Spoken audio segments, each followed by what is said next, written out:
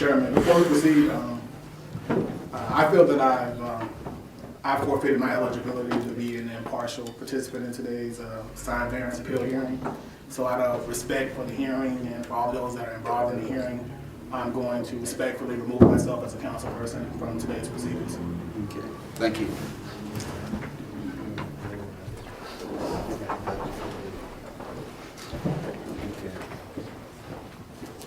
Okay.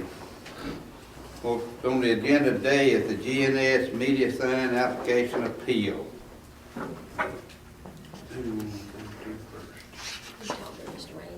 I had asked Randy to give y'all an outline of what the city has gone through to date on the sign application.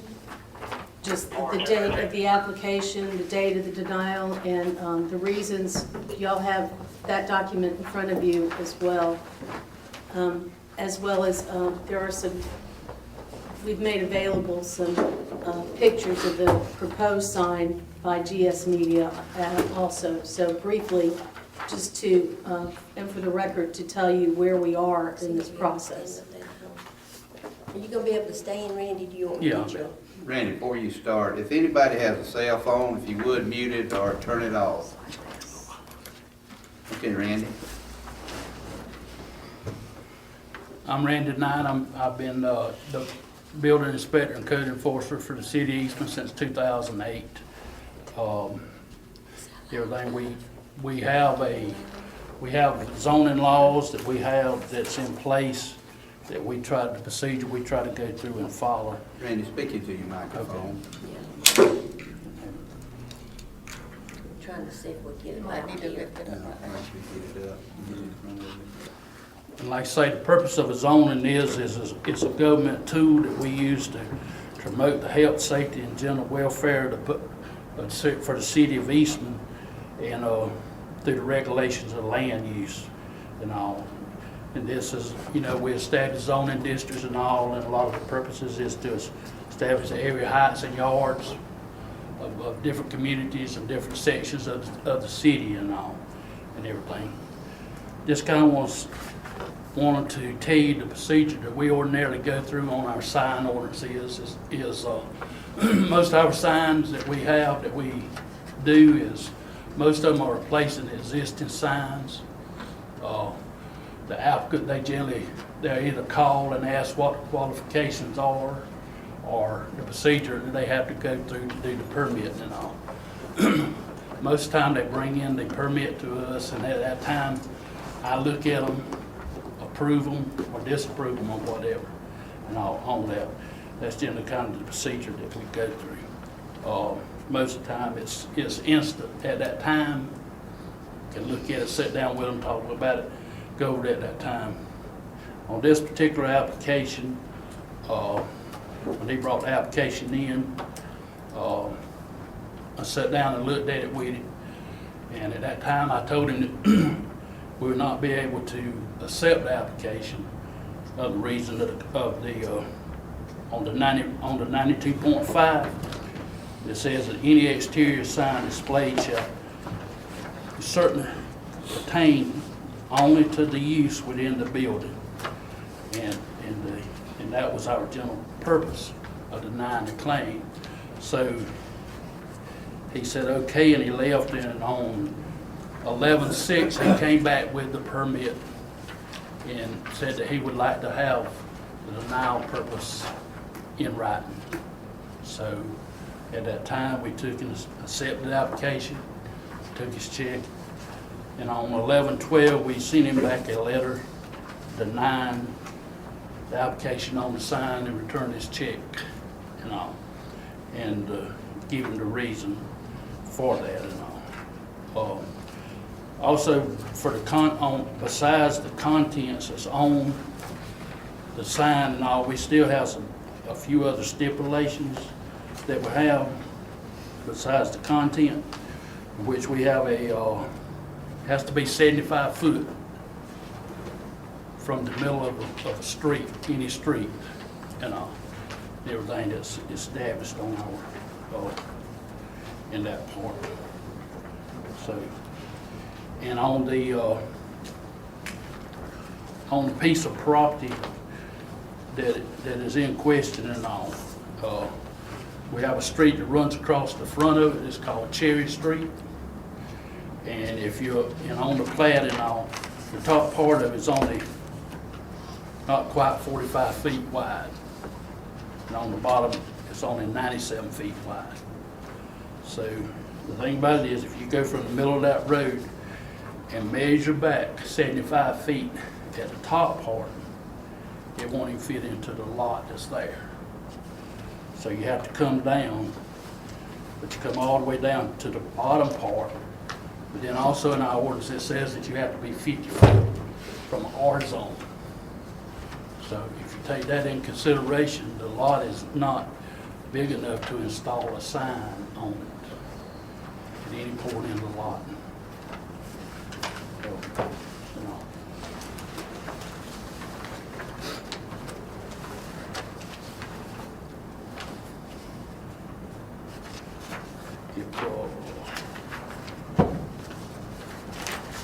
Paper here.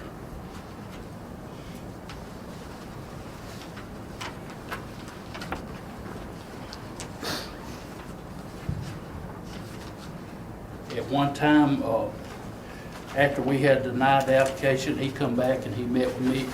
He met with me and Miss B and Miss Rita, and we went down and looked at the property. He come back and presented us a picture of where he was proposing to put the sign. I think y'all have a picture of it there, you know. But even where he's proposing to put the sign is, the property is just not wide enough. It's right there, right side of the road. On the other property there, where, if you can see in that picture, I don't know, there's a American Jack sign there, which that sign was already pre-existing. It's on that property. Somebody else goes in there, they can put a sign up there, but it has to be back in that same place, the same position. It can't be moved.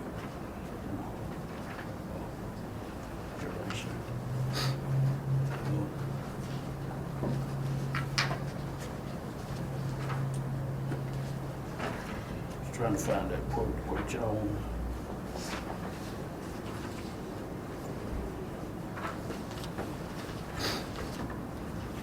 But on, like I say, I used a 92.5 on the reason for denying and everything on the exterior sign, and it says cannot be noted not less than 50 feet from an R zone, which the R zone backs right up to that piece of property, and all, and everything.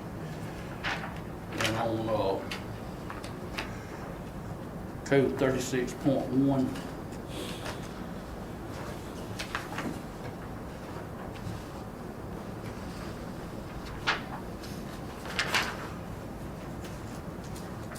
Trying to read it word for word.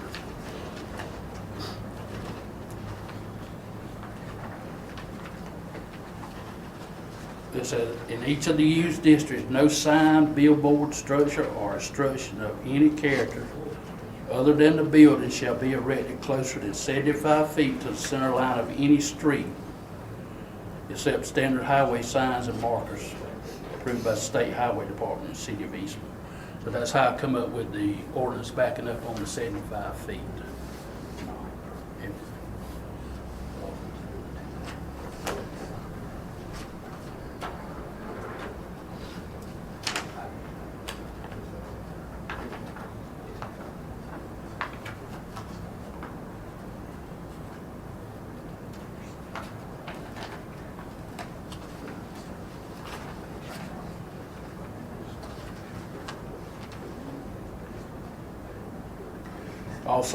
Also we have on 62.5C, we have that no billboard signs or advertising signs shall be permitted, except a real estate sign that's not larger than 8 square feet shall be permitted in the marketing of a building or land involved. You know, so that was the other code that we used on that section. And we also have 92.6C. That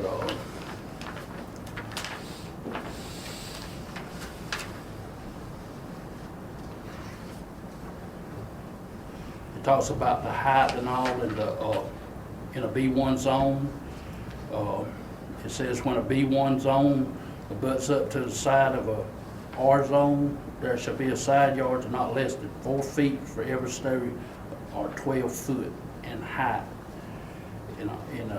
which is equal to 1 story but not less than 6 feet in width. In a side yard for a business building shall not be required, but if provided it shall be not less than 3 feet in width. Now, this is the codes that we use to help back up our justification of denying the application. You know.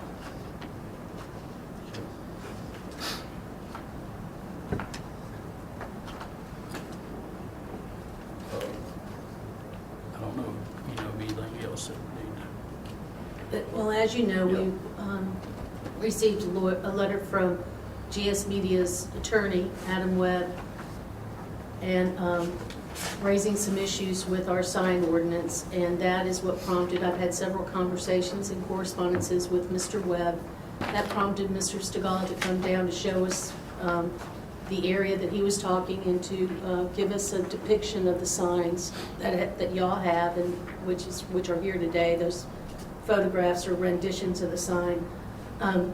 Although not requested in Mr. Webb's original letter, he is asking for hearing, and we took it as such. And after talking to him and Mr. Stegall, City Council agreed to specially set this hearing for the purpose of hearing the appeal.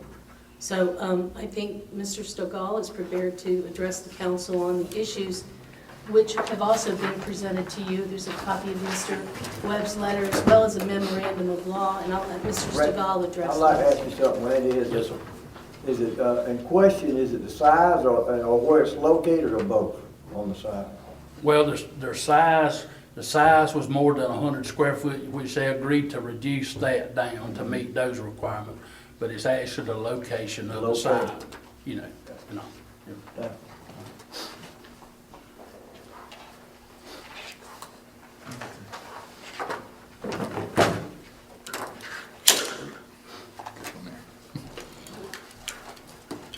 Hey, my name's Glenn Stegall, and I'm here for GS Media. And I first want to say that, throughout this whole process, and since I started working with Randy, he's been very nice and always been, just come back up here if he wasn't here. And so I want to thank him for how accessible he's been throughout this process. When I'm not going to jump into the legal thing. I'll leave that to the lawyers and all the memorandums and things.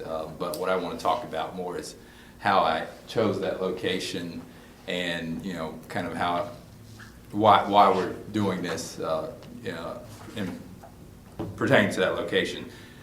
When I first came here to Eastman, whenever I go to a new location to try to find a spot for a sign, because it's part of my business, I'm always looking to expand.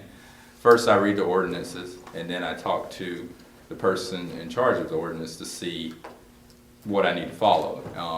Initially, when I called the city, I asked specifically about the 75 feet rule, and I was told that that wasn't something that they enforced as long as it was 100 square feet and it was on a commercial property, then I would be okay. And so that's why I even proceeded with the entire process, because had I not been told that, I probably would have just gone on to the next location. So I started that process, and when I came back with more information on what the sign would actually do, I was told that because the information on the sign did not pertain to the property, then that's the reason that it would be rejected. So we went through the process of getting an attorney, and we were asked to get an official letter documenting why we actually we were being turned down for the permit. And the only reason in that letter, and that's in your packet from November 18, 2014, which we responded, was that it was what's called an off-premise sign, which is a sign that advertises things that's not pertaining to that particular property. That was the only reason that we were given while we were being denied.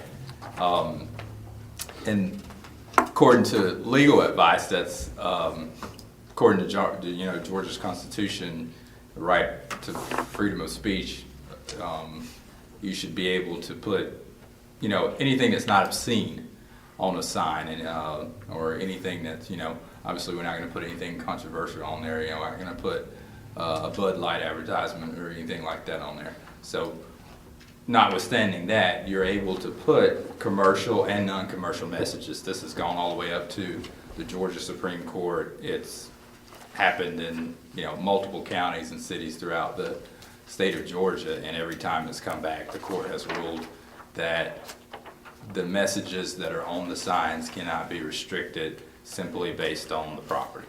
So, so when I came back down, as Randy was saying, and I was asked to kind of propose exactly what the sign would look like and where the location were, and the issues that were presented to us was that they wanted to make sure that light from the sign and anything else did not interfere with the community behind it. And so we came down and we looked at it, and we went back and designed the sign in such a way where all the light from the sign itself projects outward, and there's no light. If you look at, I don't know if you guys have this right here, you have this image. And if you look at it, everything's, you know, pretty much projecting over towards the CVS as well as the Flash Foods. No light itself is coming from behind the sign.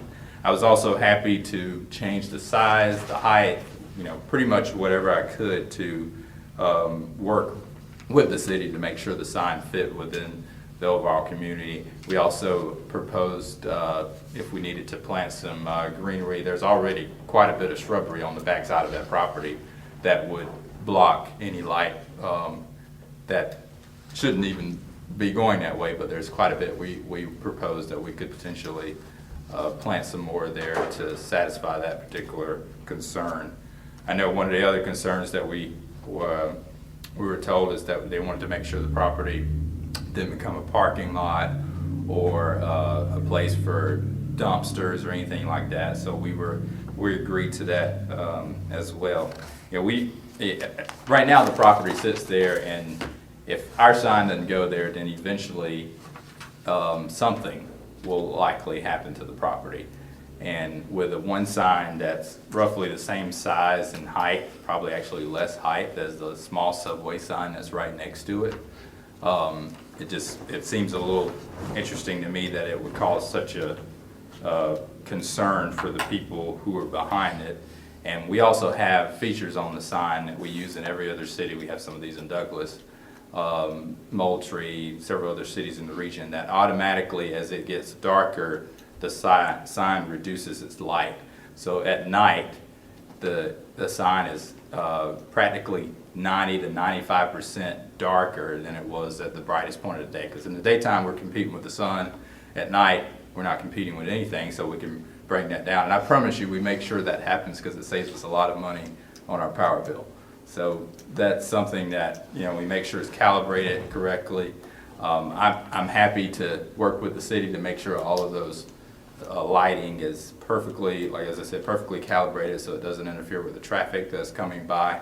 But for the reasons that, you know, if the number one reason, which is what we were told from the very beginning, was that our sign could not have advertisements not pertaining to the property, if that's the only reason, then I think the city council should look at, take the advice of whoever is advising you on that and approve the permit.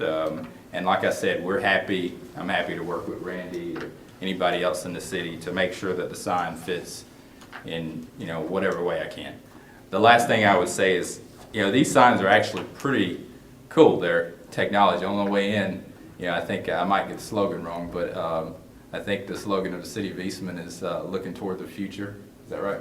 Focused on the future. Focused on the future, yeah. So, these signs are kind of the future. They allow us, if you look in your packet, the GBI and GMA have both written letters of support because they're actually able to put things like Amber Alerts on these things, emergency weather messages. We can cooperate with them. We also cooperate with the local city to post messages that you guys want to get out, the police department, all those things. And all of that happens, pretty instantly. As soon as you get it to me, I go to my computer and I can change it and it's up there. I know one of the concerns that people also have is that these signs are maybe flash or animated. Our signs don't flash at all. They're absolutely static.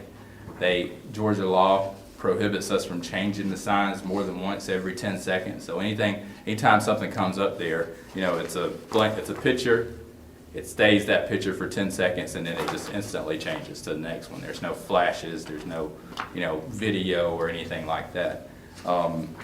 Most of I just had the city of Norman Park called me last week, and the mayor himself called and said, would you come to our city and put one of these up? We think it'd be a great way to get announcements and reach the public, and they said we'll pay for it. So in this case, you guys aren't paying for it, but we are, and I think it also the businesses. I'll give you one example of how much it helps businesses. We have a business in Douglas that it's kind of been on the rocks for a little while. It's a furniture store, and we started advertising their specials and different things in that company. And the lady who owns the business, personally came to me and said that she's had numerous people come in and say they saw the ad. She signed up to advertise for years because she knows how impactful it's been. And that gives a boost to the overall business and businesses in the city. As your businesses are doing well, the entire city's doing well. So I think if you look at the overall positive impact that the sign can have, and you compare that to the small negatives, which those negatives I'm happy to mitigate, I can fix them. But if you compare the two, I think at the end of the day it'll come out that this is a positive thing for the city, and I hope we can work together with you all in making it something that works for everybody here who's involved in it, and also for our company. So I'll be happy to answer any questions. What direct business are you in, retail? What are you selling? Well, I don't sell. I actually own the business. It's a Billboard business, and we sell advertising. That's all we sell. You sell advertising. So for example, the sign is going to be on this side of town. You've got Zaxby's that's on this side of town. So Zaxby's would likely be one of our customers because they want people to know that they're down the road, a mile on the left. The same thing with all the businesses that are down by Walmart. People who are visiting the city that don't know that they're there, it's a perfect, if they're stopped at that light right there by Flash Foods, they're going to be looking right in that entire sign. And that's why I chose that location, because it gives a perfect sight from both directions. And my partner, who actually works with, actually owns part of the business, actually built the CVS store across the street about 7 or 8 years ago. So he's a retail developer, and that was one of the reasons why we, came back to Eastman. He had a good experience with that project, and we thought the city was growing fast enough where, with that large investment in that sign, we think we can do quite well here. Do you own the property? We don't own the property. We work with the property owner, and the property has to comply with all the rules. Not only do I have to go through the city, I have to meet all of the Department of Transportation's rules, which are very strict in regards to billboards, and we do meet all of the DOT rules, but we do not own the property. And you said that if we have a problem with your sign, you'll be willing to work to straighten it out? Absolutely. Say if we had complaints from the neighbors behind you, and the houses there, Right. you wouldn't have any problem with working with us on that? Absolutely not. I mean, it's a lot easier if the sign isn't causing problems and people aren't complaining for my business and for those people who are advertising on it. Where are you from, Mr. Stegall? I'm from, originally from Lumber City. Okay. Yeah, I grew up in Douglas, and my uncle pastored a church over here, Mount Calvary, for 10 years. And his name's Reverend Glover. And I also have some family over on Sage Circle here, so I for one just want you to put yourself in the property owner's position too. Right. Because if I had some homes over there and I was afraid there's gonna be a whole lot of light or maybe a problem or something, I would want you to take my side of the story and look at yourself and would you want to do it like that, see? Right. But that's one of our complaints. The neighbors are scared of how it's going to affect them over there in the houses. Right. And it's a completely legitimate concern. And like I said, like you just asked, I'll be absolutely happy to try to mitigate that as much as possible. I think the first thing, as I was saying, is that the light is all projecting forward. And it won't blind cars. And it won't blind cars because of the dimness. We'll calibrate it so that it won't do that. We're actually regulated by the state of Georgia that if they determine, they actually go around and measure these things, if they determine that it's too bright, we have 24 hours to either turn it off or to change the settings on it. But you know, we've got a small town, but we are looking for business. We do want to get people to come in here and put their business up and give jobs to people here. But we want to make sure we do the right thing before we Right. jump into something like that. Right. And you know, I think you're a very intelligent young man, and you presented yourself very well. Appreciate So it. we just want to make sure we're doing the right thing too. You know, that old saying, when you're in Rome, do what the Romans do. When you're in Eastman, do what the Eastmanites do. Well, I'm happy to do what you guys asked me to do on this if we can move forward with it. Mr. Stigall, Yes, sir. okay. And I hear what you say, and of course, we are trying to go looking to the future and actually working on trying to revitalize downtown and doing a lot of stuff. I'm a little confused because Bobby just asked a while ago, and I reckon we're going through a lot of stuff, and right now, I mean, are you looking to purchase this property, or are you working with Miss Sapp, or, I mean, the applications and all here have Kathy Sapp on them. Right, And I'm just, I mean, right now, we're having a hearing on putting something up that actually you don't even own. right. Well, So I can clarify is a that. sale or something Right. contingent upon this, or is, you know, I reckon, does that make sense when I ask? No, that? it does, yeah, right. So by law, we have to submit the applications. You know, I'll give you an example in Macon-Bibb County. We have an easement, basically, that's contingent upon the approval of a sign. And all of the applications had to be in the owner's name because the owner at that point still owned the property. In pertaining to this particular property here, we do have agreements in place where the property would be sold to us in the event that the permit is issued. So it is not, obviously it still belongs to Ms. Sapp at this point, but once we get over that last, you know, we get approval from you guys to proceed with it, we'll have the option to purchase the property, and that is the only way that we can actually build a sign if we have the full rights of the property. And that's why, in I think the agreement, and I'm not sure if you guys have seen that, we put a covenant into that agreement which basically guaranteed that certain things would not happen to the property, such as the dumpsters and the parking, and you know, I'm willing to hear other reasonable requests as well for that agreement. Mr. Stigall, Yes, sir. I have a concern that's probably different from the reason we are originally here. You said that you came in and you did the study where a good location Yes. would be where your advertisement would be seen. And I recognize that if you are out there today, you know, it seems like there's a lot of traffic and people are going to see it. But what about on the weekends? What about in the evenings? I mean, you want to get maximum viewing.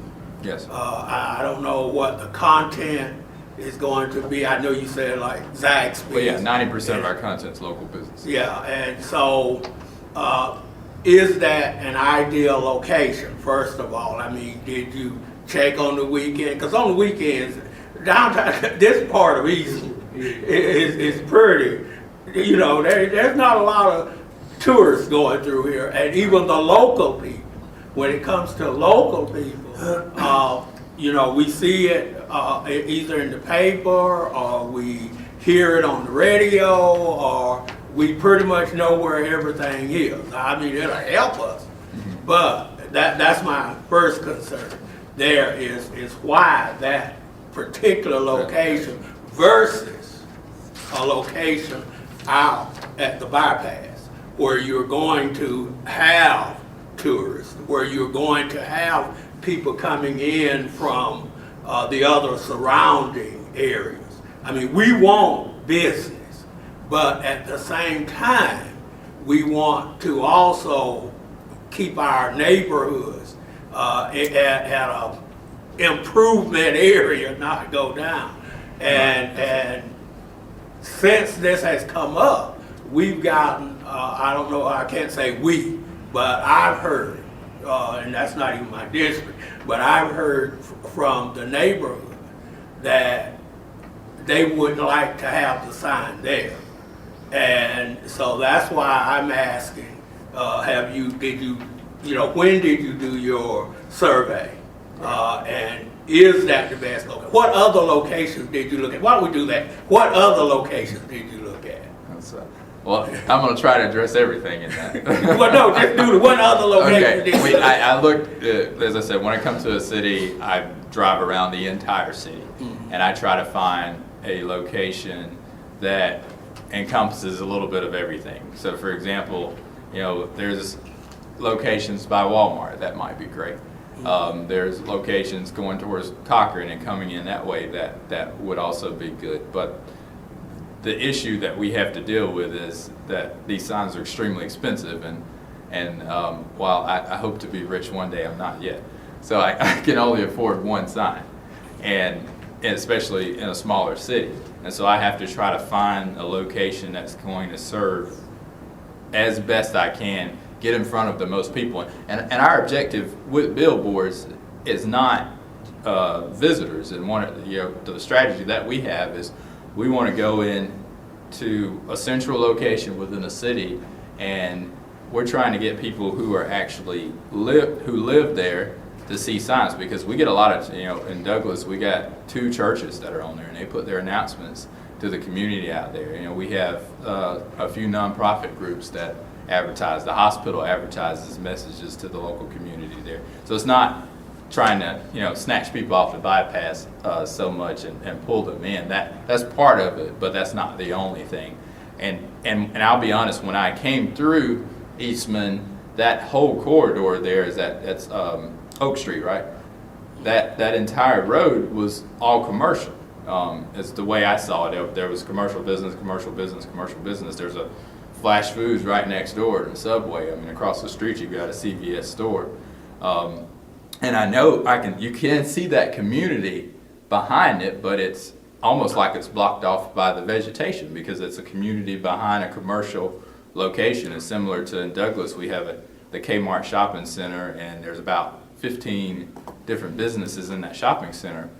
20 feet behind it, there's a community, but there's a wall there that blocks that community from that shopping center. So the way I saw that is it just kind of abutted against the main commercial route. I mean, I think it's be hard to argue that this street right here is probably the most traveled and busiest street in Eastman. And not so much to argue, I did look at the DOT traffic counts, and that's one of the ways that I actually look at locations, is they'll have little dots all over the city with individual traffic counts, and that intersection had the busiest traffic count.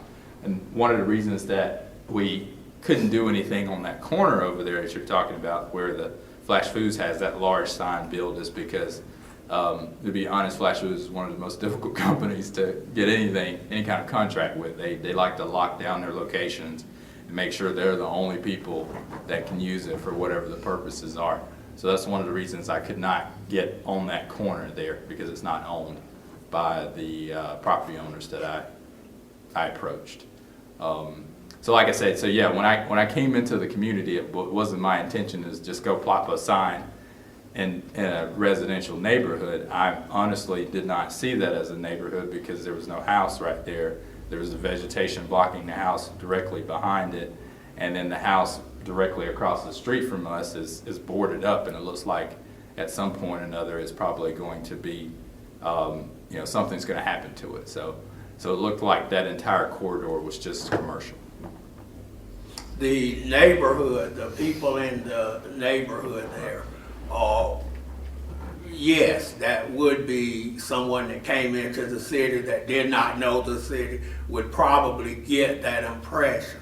But there are people that are working to improve that neighborhood, to bring that neighborhood back up to standards.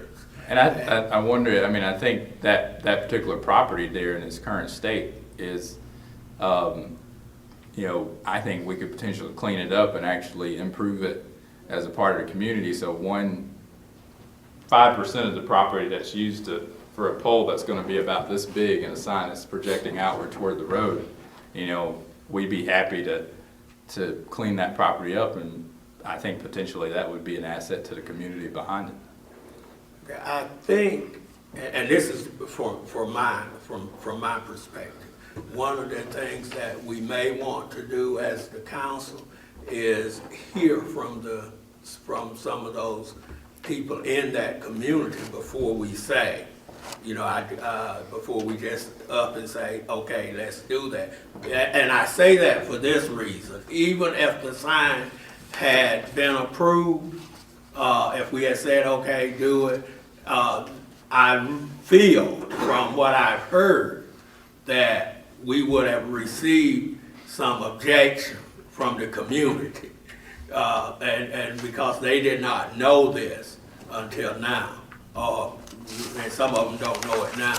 But I feel that, you know, it would have came up. Why are you all putting this sign here, or why? And then again, it may not have. But at this point, we have received some concern. And so I'm not saying that no, you know, the answer is going to be no, but I'm saying from my perspective, I need to hear from some of those residents.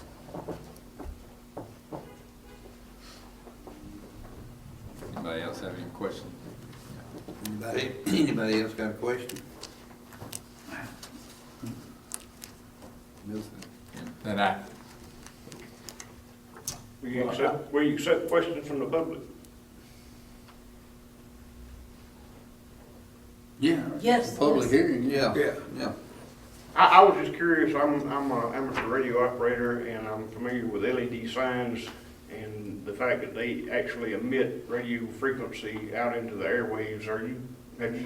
Are you aware of that, or do you know what the projections are on this and what kind of interference it might could cause the cable system or any other communication systems? right, if I had to compare it to something, it would probably be as much of a radio frequency signal that even that camera is putting out.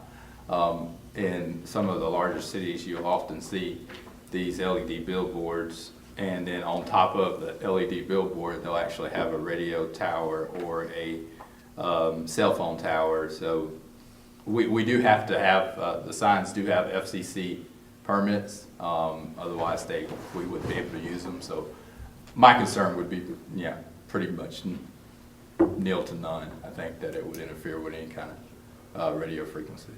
Would it be, what if you erected it and it did cause some interference to any communication?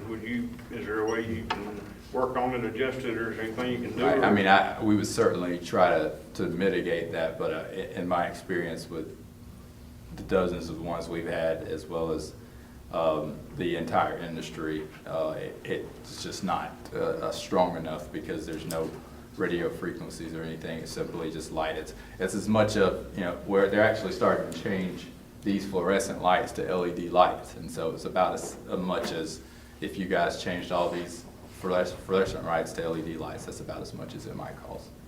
Thank you. One other thing, and when he asked that question, that kind of piqued something in my mind, and you might not even be aware of it.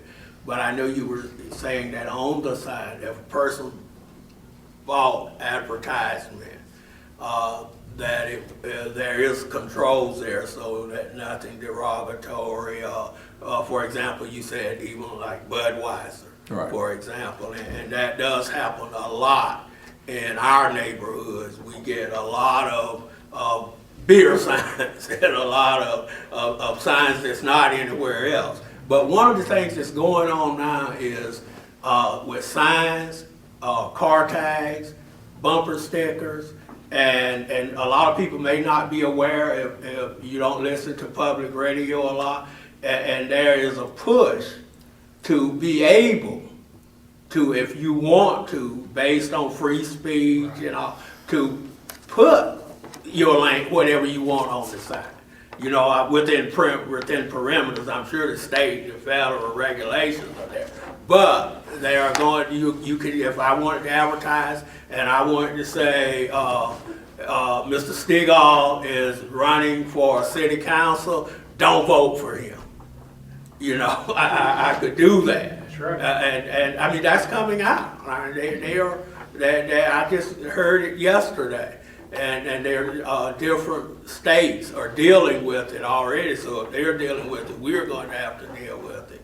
And how can you say that this sign will not advertise this type of thing?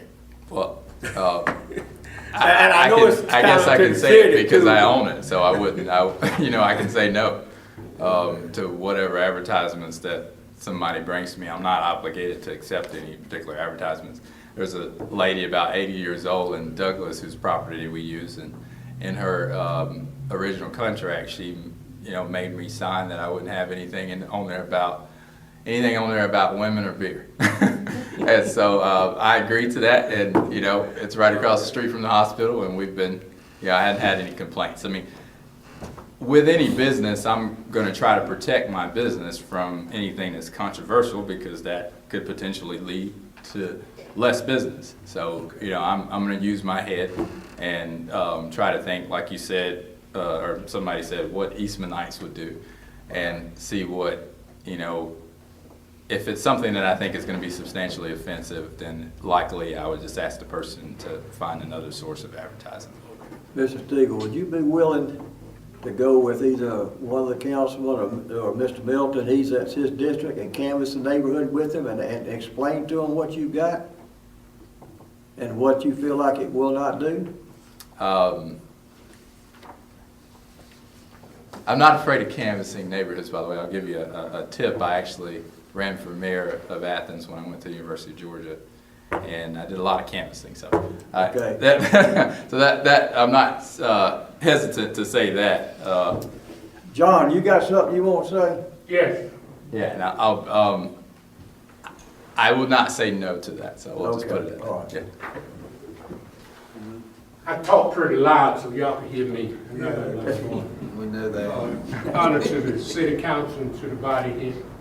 I come as an advocate of the citizens of Dodge County. Y'all know who I am. Yes, we're looking to revitalize the city. We're looking to bring in more jobs, but we must be cautious how we do it. We must be concerned. Are we going to allow one business to change our city ordinance for one sign, then we're going to have to adapt to everybody else? So if I change the signs to meet this objective, then you're going to have to change the ordinance to meet other objectives. And why I pull that out? Truck zoning. So then if you change this ordinance, you're going to have to go back and change the ordinance on people's parking 18-wheelers on the side of the street. Same parallel, because the ordinance said this is what the city is going by. And once you change for one, then you're going to do what? You become a double standards. Then when I come in and say I want to put a sign down there about Old Peabody, right there in that same block that we have right there, it doesn't meet the specification Randy just spoke about, so you're going to change it for me too? So my thing is, why have sit in the ordinance if we're going to change them every time? Secondly, how can we approve something when you don't have a documentation in there saying that I own it, or I have a owner operational license giving guidelines and a memorandum of agreement that gonna hold me accountable? Because once you give me the authority to put it there, if I don't own it, then the ownership can override me, because you don't have that in writing. Secondly, advertisement. The city of Eastman don't have about probably 7,000 or 8,000 people in it. The county only have 19,500 plus probably 20. And if everybody been here as long as I have, everybody knows where Walmart, CVS, because we ain't got nothing. Basically, y'all know what we got. So my thing is, like Pastor Dawson said, why wouldn't put the sign out near where we can attract people who don't know about Eastman, Georgia? Everybody here know about Eastman. We know what McDonald's, everything. So why not put it out there, since we're trying to revitalize Eastman and Doyle County, where people passing by will say, well, they got a nice sign out here. Hey, let's go in and check Eastman out. As Pastor Dawson said, most of the kids gonna ride up and down that street there on the weekend, gonna be high school kids. And most of us, when we go, we ain't going up and down that road. It's during the school hours, in the break, where people pressing themselves to go home. For them. Who benefit from the sign? Even if the sign were there, who gonna pay for it? The owner or the sign man? Who gonna pay for the electricity? What the city gonna benefit from just advertising? Any kind of revenue? Or who gonna pay for it? Filthy. You put a sign down there, and it got a little illumination, lights and all. How many times Chief Becky's gonna have to go around there and run them out from under the sign for sitting around up there doing what? Sitting up under the sign. Congregating. Because that was a house right there. That ain't been commercial land that I know of over a year or two. So all that up and down the streets is commercial. It's people living up and down. And once that sign, you put a sign there and clear that place and keep it clean and beautify the landscape, like you're saying, people gonna start congregating with them. They gonna congregate. Because it's gonna be right down near Texaco, across the street. And lastly, Martin Luther King Jr. Drive is right there. We're trying to revitalize that street and bring it up. And the city been working on it. We got holes packed. Still going out there fixing. And hopefully we're going to get it cleaned up. And the citizens want that street cleaned up. Now, lastly,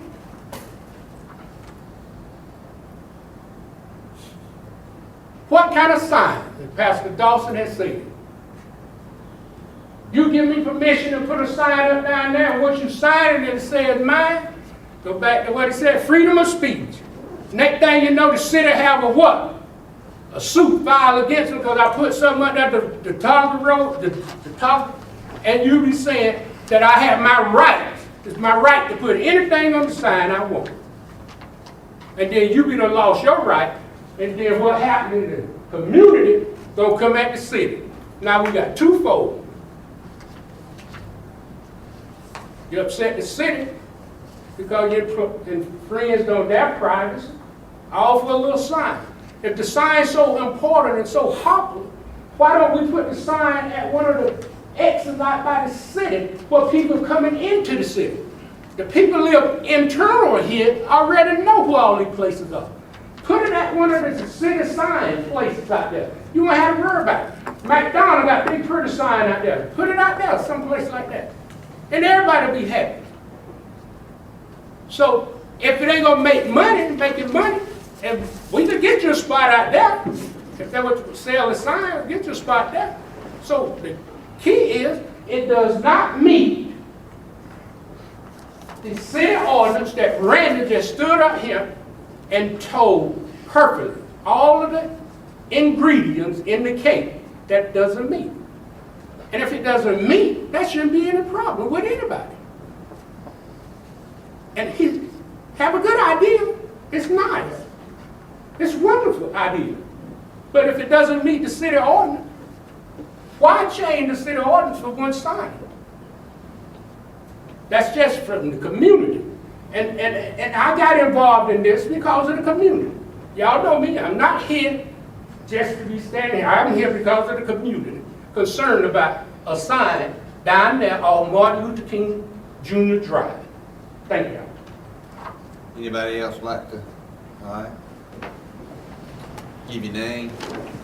My name is Patrick Sapp, and first of all, I enjoyed listening to Randy and the gentleman and Mr. Battle. What I've got to say really doesn't have much to do with pro or any negative opinions on the sign. But I just wanted to give you a few facts that my sister called me up about in reference to what had taken place this morning that she read. The history on the property in question was purchased by my sister and I years ago to improve the corner. The old abandoned house on the property was used for negative uses that did affect the city of Eastman. For a city official to post on Facebook a landowner's name, business name, and phone number is totally uncalled for. Needless to say, 16 people liked his comments when I last checked on his post. 16 out of 20,000 people in this county, okay? Billboards are placed adjacent to neighborhoods throughout the state of Georgia. The property must be zoned commercial, which this property is zoned commercial. Needless to say, I've heard a lot of different opinions on the ordinance, and I understand that, okay? And I respect everything Mr. Battle said. I respect everything that the gentleman said and Randy said. Now listen to this. To try and engage the public to boycott lawful businesses that pay city, county, state, and federal taxes is a shot way below the belt. These businesses struggle daily to stay in business without a public city official threatening a financial boycott on their well-being. My sister wanted to relay the message that the Facebook post, both by an individual and a political post, were not taken lightly.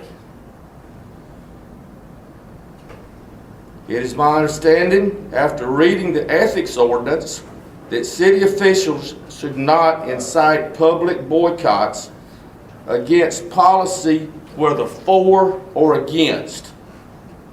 I feel this is a form of extortion if you read these posts. Now, like I said, I've got no fight with the sign or against the sign. I'm just talking about what was put out in public. That's all I've got to say. Thank you. Home Bill. Since that point was brought up, and I don't know who all saw that post, but I just wanted to share because I don't feel that it is inciting or inflammatory. If anything, I felt that it was trying to keep us from getting to that point. And if you would like to see, I also have the insights. I'm a social media guy, and as of right now, that post has been interacted with 10,804 people. So all don't like it, but you know how Eastman is. We'll post anonymous all day, but we want to actually make comments alike. It says, Eastman, my motivation for posting this does not come from a point of inspiration that seeks to divide Eastman. In all actuality, it's out of an abundance of caution that I shared this post. Kathy Sapp, the owner of FNAP LLC, on behalf of GS Media, signed off on an application for a billboard permit to go on the corner of Herman Avenue, which is now we refer to as Martin Luther King Avenue, and Cherry Street. This lot is currently owned by FNAP LLC and lies at the beginning edge of the neighborhood that we affectionately refer to as the Net. I don't believe there was anything wrong or improper or that's stating facts. It is disheartening to me that this property will be the target of a billboard placement with its close proximity to a neighborhood. I'm in awe of the appeal by GS Media to fight so strongly to locate this billboard immediately adjacent to a neighborhood. Tomorrow at 3 p.m. at City Hall, GS Media will have a hearing to appeal the city's initial denial of a permit for a billboard at this location. I'm not aware of any other neighborhood in this city where for a moment it will be contemplated to put a billboard next to someone's home. This leads me to believe that the only reason why it is felt that this is an acceptable location is due to the fact that it is an economically disadvantaged minority neighborhood. FNAP LLC as the property owner of that lot. FNAP LLC as the property owner of the lot that GS Media is attempting to get approval for has seemingly lost sight of the many minority households that patronize the Griffin Street Laundromat, the Ice House, Dixie Cleaners, and the Subway and Domino's buildings that are leased to those establishments. These households are not just in the neighborhood. They are dispersed all across Eastman and Dodge County. It is my belief that if the City of Eastman's ordinance prohibiting signs and billboards from being within 50 feet of a residential zone is ineffective, that the minority residents of all other residents of Eastman and Dodge County will have no other recourse but to show their displeasure in the only way they can significantly be felt by a business owner, the withholding of their money from a business to magnify their voices. So it is out of an abundance of caution that I ask you to take time of your day tomorrow to give the owner of FNAP LLC a call and share how terrible you feel about her support of the plan for this billboard. Again, we found out today that the property owner still owns that property and they are paramount in this moving forward. If you have time in your day, please attend the hearing on the billboard. So I don't get what was inflammatory. If anything, I feel I was trying to defuse the situation by letting the property owner that is the instrumental piece in bridging this gap between this sign or being there and not being there to hear from the community before it goes up. And there is possible recourse, because everyone that I got a call from yesterday, that was the main question. Well, who owns it? Who sold it to the company? All of that. So that's what those facts that I was providing. So I don't believe. Well, I don't know how you would interpret the withholding of their money from a business to magnify their voices. That's a boycott. Now, So you can name it whatever you want to, but it's a boycott. But let me say this. Okay. Subway is not owned by my sister. Domino's is not owned by my sister. Please read my comments again. My comments said that the buildings they are leasing. You named them all now. The buildings that are being what leased. you write before you do it. The Okay? buildings My that are sister being called me leased. up this morning, and she was very upset about it. Okay. All right, I'm sorry. I'll just leave it at that. I thought the unfair picture of myself was being presented, so I wanted you to hear that from my words. Thank you. Thank you. Anybody else?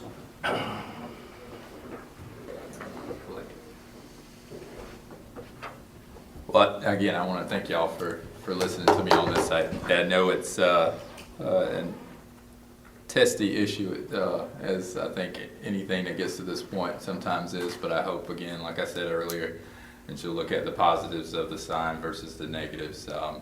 And for all the people who expressed their concerns today, I'll be happy to try to work with them to figure out if there's any absolute harm that the sign would be causing to the community behind it. I'll try to mitigate that in any way I can. Just to rehearse what I said about there's no light, there's no sound, there's no, we're gonna improve the property. Right now the property just has a walking path across it, and people are already congregating on it. They're already going through it. They're already going to the store. We're not gonna put up a fence to block those people. They're free to continue to walk across it. These signs are pretty strong. I'm not really worried about people walking past it. They're built to withstand 120 mile an hour winds.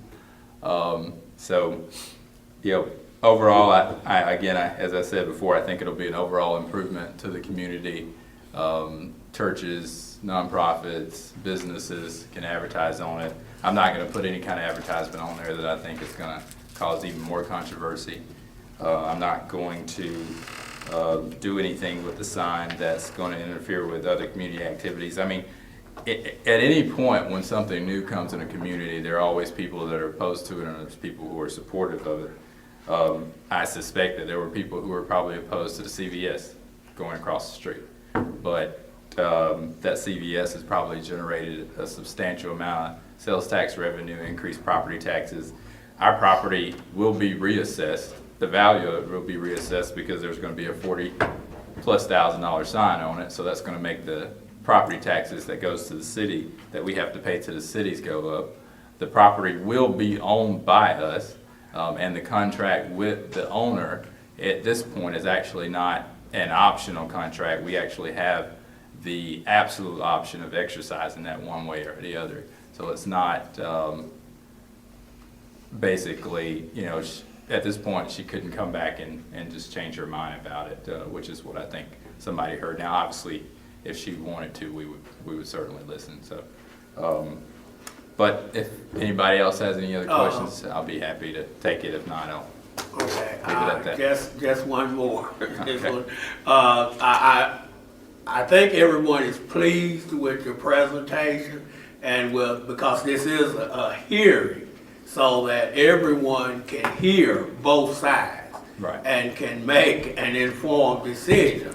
Now, if you will own the property, and the sign is yours.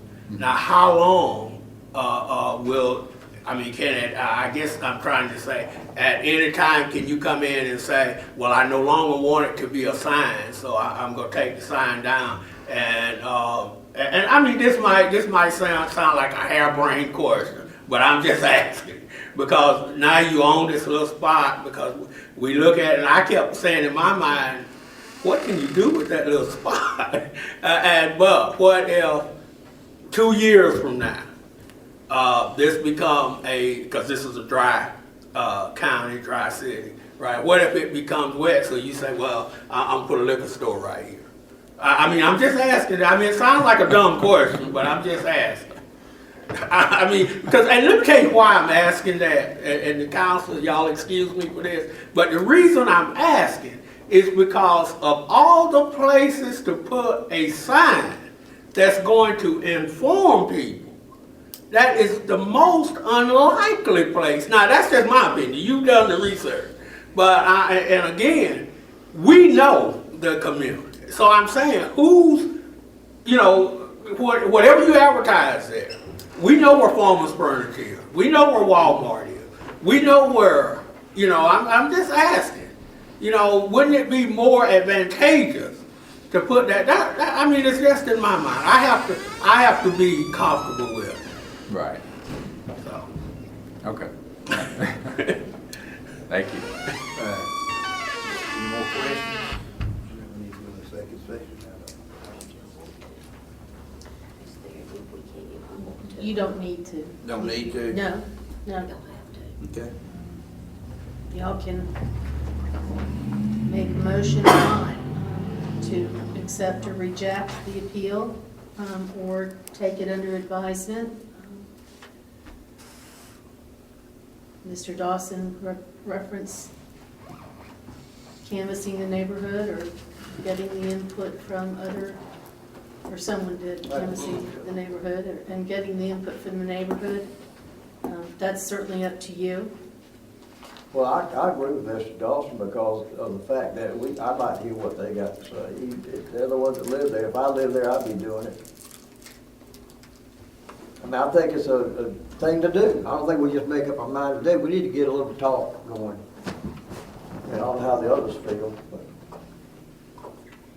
Well, if you do that, you should set a schedule of some kind, because it needs to be decided one way or the other. But your concerns have been expressed and are warranted. Okay. So we need a motion on that, right? Wouldn't you think? Would that be a motion to do that? Make a motion. It On, would, it would. Yes. Okay, make a motion that would allow them to canvass the car. Look, Mr. Stegall also provided you with some additional documentation. You may want to and should consider what he's additionally provided to you today. It's an outline, a memorandum of law. Ms. Love, can I say something about Yes. the canvassing? Yeah, just in terms of the canvassing, this was a public hearing how long has this public hearing been advertised? It was advertised last week. Okay, so it's a public hearing. There are people from the community here, people who have posted on social media about it. For those people who were concerned, I know that we did this in 3 o'clock in the day, so that could potentially be a problem for some people who are working. But their representatives have spoken for them about it, and I don't know that me going and knocking on people's doors and interrupting their days to ask them if they want a sign on a piece of property next to Flash Foods is going to make much of a difference, which is why I was hesitant to actually accept that. I think if potentially another hearing where the public could come and express themselves may be the way to go, but you know, it seems like we've already done that here today, so to postpone it and just to have another meeting, I don't know what good would potentially, or how that would change the situation based on the documentation that we've provided and the next steps that we're being advised to take. Okay. I just want to say thank you. Do y'all want to table this, and how do we need to do that? Can we do, all right, Mr. Stegall, I mean, like I said, we just got another packet of information from you today. Okay. Now, this is my opinion and stuff, and I know it's, you're gonna say, gee, she put me off again. We have another council meeting Monday week. April the 13th. And, with this set you off too much, I mean, that gives us basically 2 weeks that we can mull over what you have given us and back through all of these packets and packets all and the packets of stuff. information we're throwing at you, understand? That we actually make a decision at our next council meeting, either grant your appeal and grant you the sign, or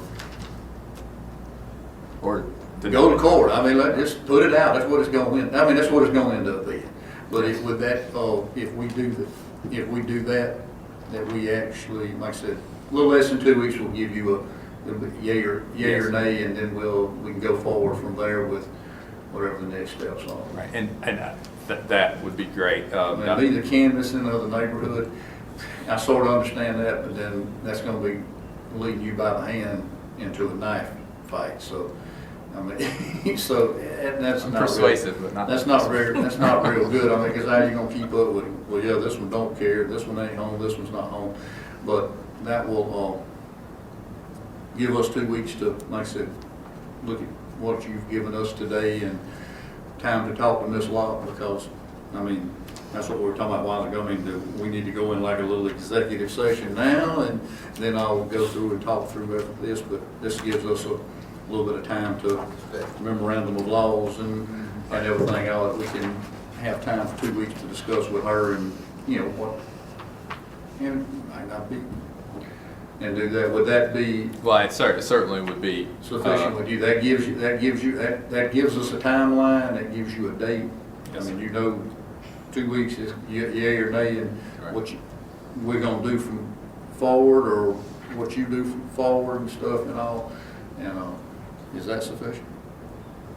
Is that agreeable Is that- with you? Yeah, and yes, I think so, and I would just say over the course of that period, as I've said several times throughout this presentation, I'm happy to listen to any other concerns and to see if we can make any changes to the sign, the physical specs of the sign that might alleviate some of the concerns that people have. So I will hold off for 2 weeks on any action that we'll take, and anticipation that you guys will take a vote at your next meeting, a yay or nay, and give us guidance on where we go from there.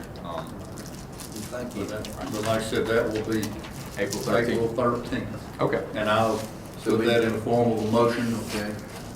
right now that we will, Table. we'll be. Can I ask one question before you do that? To Mr. Stegall? I don't think I received a clear answer on if the signage does not work and it's your property, and I know you don't know right now what you would put there, but do you foresee what you could use? And how long would the advertisement be there, the sign there, before you could change it and put something else there? Right. Well, with the amount of money that we would spend building the sign, you know, every sign that we construct, it's based on a 10-year model. So I couldn't see any, you know, if I had to lower the price of the advertisements down to $50 a spot or something. It's a very flexible business, and I certainly wouldn't be making the investment if I thought we were going to take it down in 2 So years. at least 10 years. It's not something that I'm going to put on paper, but it's a commitment that we have because we're putting a lot of money into the property. In terms of what that property would be used for, like you said, it's a small property. You know, I don't know what else, what other purpose. We've got a piece of property like that in Douglas where it's been on the market for 30 years, and I asked them to put a sign there because there's nothing else they could do with it. And so, yeah, I can't say what somebody else might do in the future. I just know that, you know, we have a 10-year plan for every sign that we put up. And otherwise, our investment just wouldn't make sense. Okay, so wait a minute now, are you leasing it for 10 years? No, the property will be ours. Okay, right? you just I'm may just saying sell it or something. Yeah, it's not, Okay. I mean, we're not gonna do anything with the sign. When we put the sign up, it's gonna stay there Okay. for a long time. Okay. Do you want to consider publicizing the next meeting for a public hearing for additional comments from the neighborhood? We can, but I reckon, like I said, I mean, we're to a point we've got a yay or nay, you know, putting it off and that kind of stuff. I mean, which it'll be a public meeting if they want to It come. will. I mean, 'cause that's what I'm saying, the next council meeting, so, I mean, whatever you think. Well, if I the mean, I'm not ready to concern, give an answer today, I understand yay or that. nay. Like I said, you know, we've received some more information, but I mean, I don't, you know, 2 weeks of more time. What I'm trying to, like I said, do is, that's like it's here, is give him a date for an answer where not just lingering around. And I agree with you on that. I just have heard concerns about getting the comments from the public, so you And may. the people that's here can take it back, Okay. take it back out and say there's a meeting on the 13th. If you have anything, any input, be present. If not, the city council is gonna move on. Okay. Okay, so go ahead and put your motion in. Move to give Mr. Stegall a definite answer at our next council meeting, April the 13th, which will be an open meeting and be open to the public. I mean, if more public comments want to come and all, but we will vote yea or nay on April the 13th. Okay, we got a motion on the floor. Do I hear a second? Sir. Second, all in favor, raise your hand. So carry bearing, and we're not going into executive session, and we need a motion to adjourn. Motion to adjourn today. Do I hear a second? Second. All in favor, raise your hand. So carry by all.